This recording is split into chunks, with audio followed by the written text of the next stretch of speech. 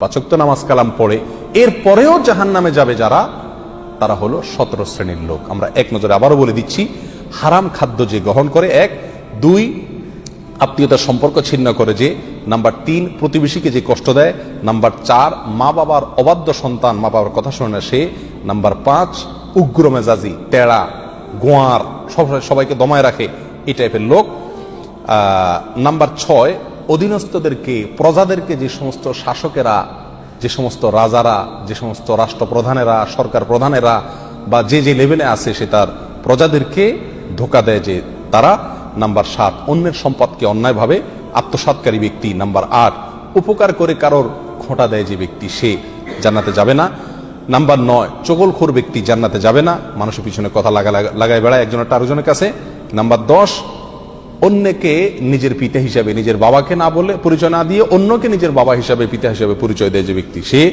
Number 11 গর্ব এবং অহংকার করে যে ব্যক্তি, যার মনের ভিতরে অহংকার আছে, সেই জান্নাতে প্রবেশ করবে না। নাম্বার 12 রাসূলুল্লাহ সাল্লাল্লাহু আলাইহি সাল্লামকে যে ব্যক্তি ফলো করে না, তার নির্দেশকে মান্য করে না, সেই ব্যক্তি। নাম্বার 13 অকারণে তালাক কামনা করে, তালাক চায় যে মহিলা, সেই মহিলা। নাম্বার 14 দুনিয়াবী উদ্দেশ্যে যারা এলেম শিখে, কোরআন হাদিস শিখে, এলেম অর্জন করে, আলেম হয় দুনিয়াবী উদ্দেশ্যে, দুনিয়ার কোনো ধান্দায়, আল্লাহকে খুশি করা ছাড়া অন্য কোনো ধান্দায়, তারা। নাম্বার 15 চুলে বা দাড়িতে কোনো জায়গায় কালো কলব, পিওর কালো কলব ব্যবহার করে যারা, তারা।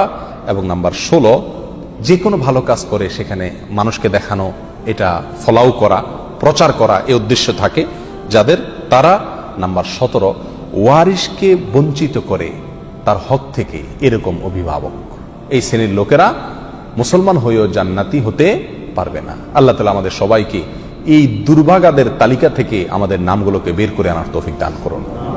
চেষ্টা করব এই 17 শ্রেণীর কোনোটিতে যাতে আমার নাম না থাকে, এটাকে টাঙায় রাখবো, ঝুলায় রাখবো লিস্টটাকে, এবং আমার ভেতরের কোনো পয়েন্ট আছে কিনা সেটা দেখে যাচাই করে সেখান থেকে নিজেকে বের করে আনবো ইনশাআল্লাহ।